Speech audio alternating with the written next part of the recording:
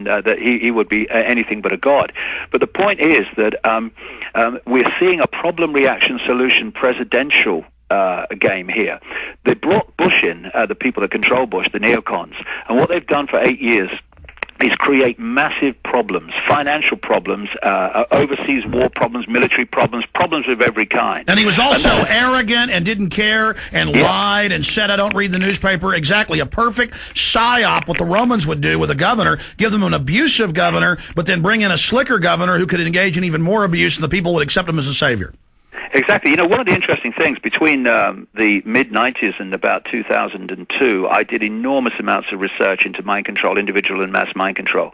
And one of the staggering things you came across when you talked to some of these individual victims of mind control was that they had I wouldn't say a love, but they had this enormous affection for their controllers who were abusing them on one level. It's a very strange psychological trait, but that's what we're seeing on a mass level. So Obama's come along with people in fear, in outrage, and anyone who's not Bush has got to be better. And he's come along with his smiling face, the smiling viper, and now he is going to, from January the 20th, be offering solutions to the problems that the Bush administration created. And people see, and all over the world, they see a change in president as a change in direction. And all it is, in truth, is a new phase in the same direction towards this global Orwellian tyranny we're talking about. They're just putting a new quarterback in. Exactly. And what Obama's been brought in to do, the salesman, well, he's a salesman as long as he's reading someone else's words on autocue, is to sell now the solutions to the problems. And these will be all the kind of what they call the global architecture that we've been talking about all these years. And it will also be, and we're already seeing it, the networks of... David, stay there. We're going to talk about this next phase. You thought it was bad under Bush? Get ready. Stay with us. Welcome back, my friends. I want you to be sure and visit his fine website, scores of books and films and presentations, some of the most riveting and informative and mind-expanding out there. DavidIcke.com. And when he's on with us, we'll also be putting his website up on screen for folks. We're also simulcasting the radio show right now at prisonplanet.tv. There's DavidIcke.com on screen, DavidIcke.com. Okay, David, we got a long segment here. Let's roll with it. Break down. I mean, he's clearly doing NLP, mind control program, when he gives these speeches, the way both parties have gotten behind him, the way Pat Robertson is getting behind him, saying socialism's good, it will save us. Obama is unstoppable. We have Kissinger saying he is the man, the world's perception. This is an opportunity for a new world order. In fact, cue that video up. We'll play a clip of it later, just the part where Kissinger says that. They're halfway through the 3-minute clip. David, break down, what's happening with Barack Obama and how he's being sold and packaged as this messiah. Well, what they've done is used all the mass mind control techniques, and the key one is to turn him, over the last year, 2 years, into a blank screen on which the people project their own version of what he is.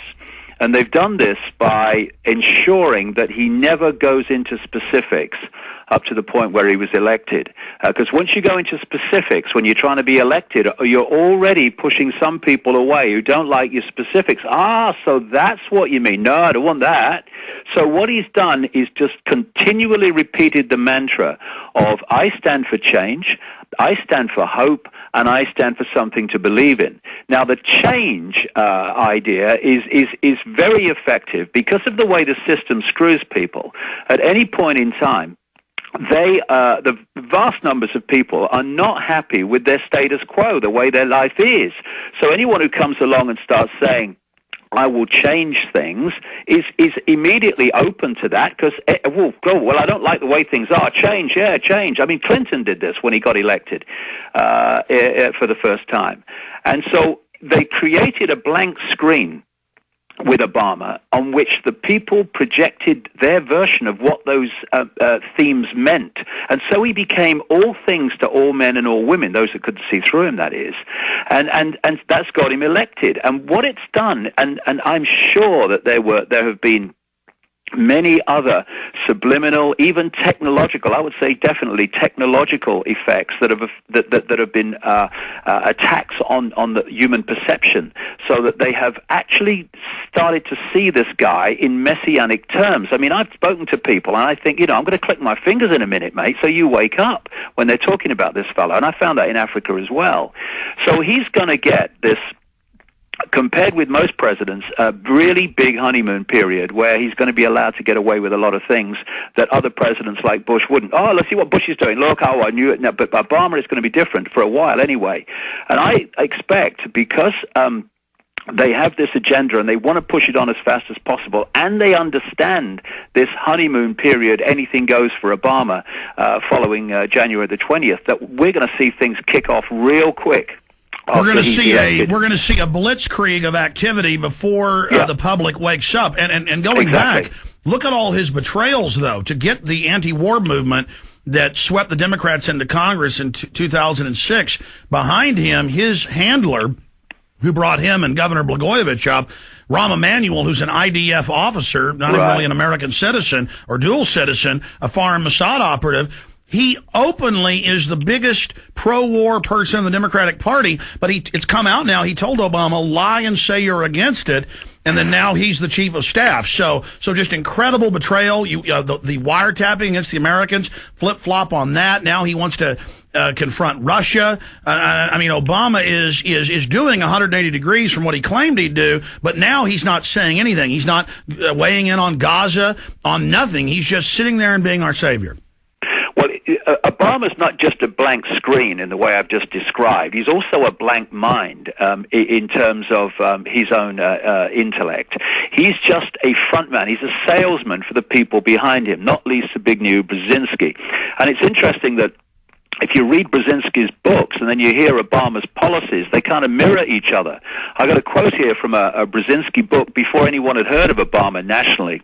And it said, this is Brzezinski writing, needed social reassessment can be encouraged by deliberate civic education that stresses the notion of service to a higher cause than oneself.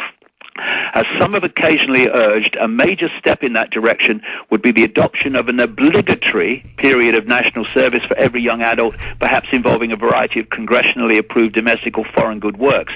Now, of course, Obama has been talking about exactly that. And this is a key phrase here in terms of Obama, that stresses the notion of service to a higher cause than oneself. This is going to be one of the great ways that Obama sells the tyranny. He's going to sell it as people coming together, as serving a higher cause. And again, you hear him, not him, just him, but his wife as well, in some of her speeches, talk about the fact that America, he's going to have to sacrifice to bring about this change. And one of the key sacrifices, without any question, is going to be sacrificing their sovereignty and ability to govern themselves. And that's why Colin Powell and Vice President Biden-elect are all saying, get ready for things that are unpopular when they're speaking to inner core groups of Democrats around the country, and it's been caught on tape a few times. They're saying the people aren't going to like any of this, and that's raiding the pension funds, starting new wars, and there's also this classic mind control, and I want you to speak to this particular tactic.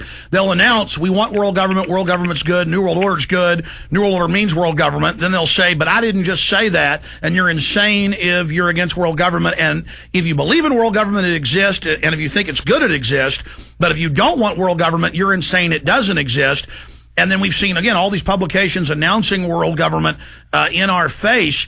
It's the same thing with Obama. There's just this almost like they're testing being ridiculous, lying in public, doing asinine things, and studying re-education camps in Soviet Russia and communist China.